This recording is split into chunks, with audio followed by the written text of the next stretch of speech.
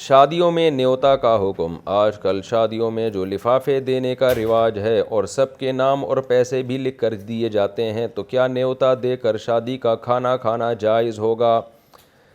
یہ جو نیوتا کی رسم ہے نا، لفافہ گیری، یہ ناجائز ہے، اور یہ رشوت ہی کے زمرے میں، یہ قرض کے زمرے میں آتی ہے یہ چیز، کیونکہ سب کو پتہ ہوتا ہے کہ فلاں نے دینا ہے، پھر ہم نے بھی اس کی شادی میں یہ واپس کرنا ہے، تو اسی کو تو قرض کہتے ہیں۔ اور اس میں بڑا مسئلہ یہ ہے کہ لا یحل مال امرئ مسلم الا بطیب نفس منہ، نبی صلی اللہ علیہ وسلم نے فرمایا کسی مسلمان کا مال اس کی دل کی خوشی کے بغیر حلال نہیں ہے۔ یہاں جب شادی ہوتی ہے پتہ ہوتا ہے کہ دینا ہی ہے، جا کے دولہے کو کمبخت کو دینا ہی ہے، اور نہیں دیں گے تو کیا سوچے گا وہ، تو یہ دل کی خوشی تو نہیں ہے۔ پھر خواتین اپنی جیب سے تو دے نہیں ہوتی، اپنے میاؤں کی جیبیں خالی کروا رہی ہوتی ہیں، آدمی بھی تنگ آیا ہوا ہوتا ہے کہ یار یہ کیا مصیبت میں ڈال دیا، آج کل مہنگائی کا دور ہے، خرچے ویسے ہی پورے نہیں ہو رہے۔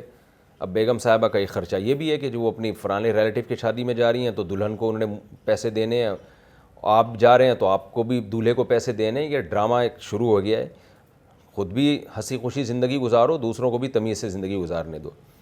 میں نے تو جب بھی شادی کی الحمدللہ تو پابندی لگائی ہے، بھائی کوئی نیوتا و شیوتا کوئی کسی کو مجھے لفافے میں پیسے دینے کی اجازت نہیں ہے۔ تو ہم نے تو پہلی جب شادی ہوئی تو اس میں تو میں نے جو دعوت جب چلائی ہے تو اس میں سب کو پہلے سے بتا دیا تھا کہ کوئی لفافہ گیری نہیں ہوگی، تو ایک آدمی نے بھی نہیں دیے۔ تو ایک بوڑھے میاں تھے، انہوں نے دیے پیسے، لیکن وہ بوڑھے تھے اور والد صاحب کے اور ہمارے بزرگوں میں شمار ہوتا تھا، تو وہ ان کی بزرگی کی رعایت کر کے میں نے لے لیے، لیکن باقی کسی نے بھی نہیں دیے۔ ایک اعلان چلا ہے، کسی نے بھی نہیں دیے۔ اس کا مطلب لوگ پہلے سے ذہنی طور پہ تیار تھے کہ یار نہیں دینے، لیکن شرم مروت میں دے رہے ہوتے ہیں۔ تو اس لیے آپ کارڈ پہ لکھ دیں کہ پیسے لفافے میں ڈال کے نہ لے کر آئیں تو بس، لیکن ظاہر ہے اس کے لیے حوصلہ چاہیے نا، بری رسم سوسائٹی سے ختم کرنے کے لیے کچھ قربانی دینی پڑتی ہے نا۔ دولہے کا سارا ولیمے کا خرچہ لفافوں میں پورا ہو جاتا ہے، تو ڈرامے بازی کر کے ولیمہ کھلا رہا ہوتا ہے کہ میں جیسے بڑا خرچہ کر رہا ہوں۔ کیا خرچہ کر رہے ہو؟ سارا تو تم نے لفافوں میں واپس لے لیا ہے۔ تو یہ فضول رسم ہے، دل کی خوشی سے نہیں ہوتی۔ ہدیہ وہ ہوتا ہے جس سے محبت بڑھے اور دل کی خوشی سے ہو، تو اس لیے بعد میں کبھی موقع ملے دے دیں۔ بھائی تمہاری شادی ہوئی تھی 1 مہینہ پہلے تو میں سوچ رہا تھا گفٹ دے دوں، چلو یہ اب دے رہا ہوں میں گفٹ، اس طرح سے کر لینا چاہیے۔ میں ایک لیب میں کام کرتا ہوں، وہاں خواتین کا خون بھی لیا جاتا ہے اور مردوں کا بھی۔ جو بندہ خون لیتا ہے تو وہ خاتون کے ہاتھ کو پکڑتا ہے، کیا یہ جائز ہوگا یا نہیں؟ مدثر صاحب کشمیر سے۔ بالکل جائز نہیں ہے مدثر صاحب، اتنا براڈ مائنڈڈ لبرل بننے کی ضرورت نہیں ہے۔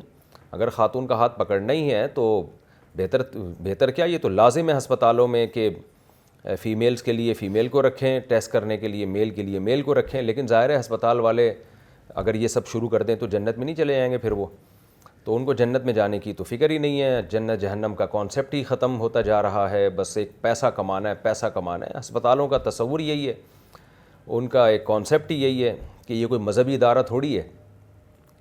کسی ہاسپٹل میں بات کرو نا، بھائی فیمیل کے لیے فیمیل رکھیں، میل کے لیے میل رکھیں، تو وہ جواب دیتے ہیں کوئی مذہبی ادارہ تھوڑی ہے یہ۔ تو ٹھیک ہے، اللہ کے تو تم ہو نا، تم جو کھا پی رہے ہو تو اللہ کھلا رہا ہے نا تمہیں، تو قیامت میں اللہ آپ سے حساب و کتاب لے گا۔ اللہ نے صرف یہ تھوڑی کہ مسجد کے لیے الگ قانون بنائے ہوں اور ہاسپٹل کے لیے الگ بنائے ہوں۔ یہ جو اللہ تعالیٰ کا حکم ہے پردہ اور غیر محرم عورت کو آپ ٹچ نہیں کر سکتے، تو یہ سب کے لیے ہیں۔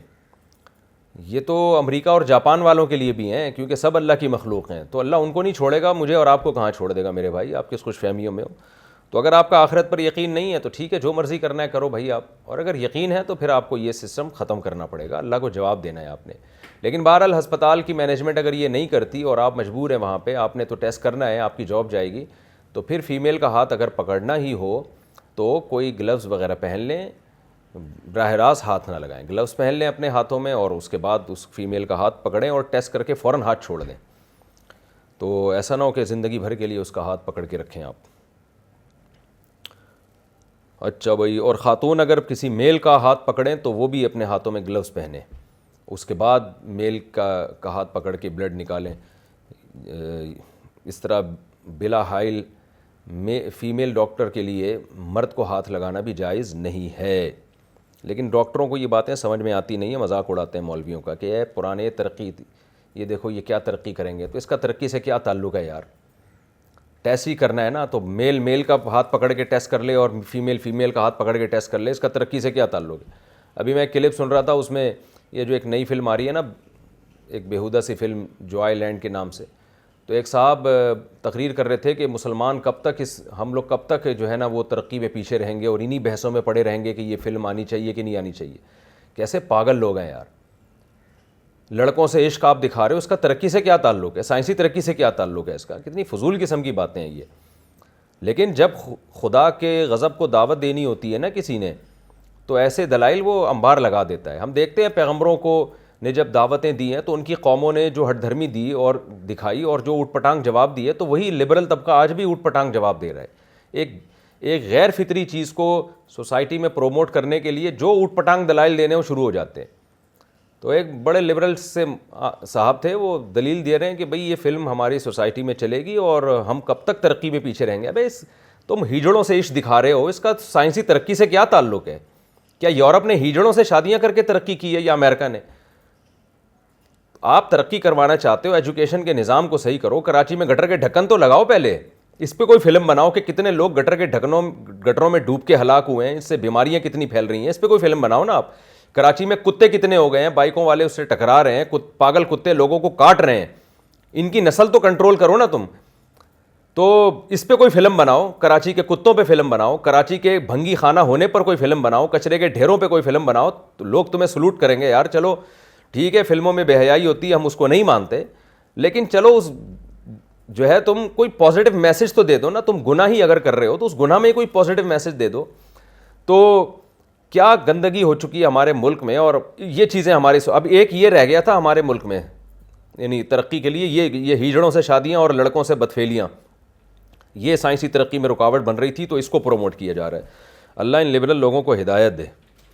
جب انسان وحی کی تعلیمات کے بغیر کھوپڑی استعمال کرتا ہے نا, تو وہ گدھے گھوڑوں کو بھی پیچھے چھوڑ دیتا ہے پھر وہ.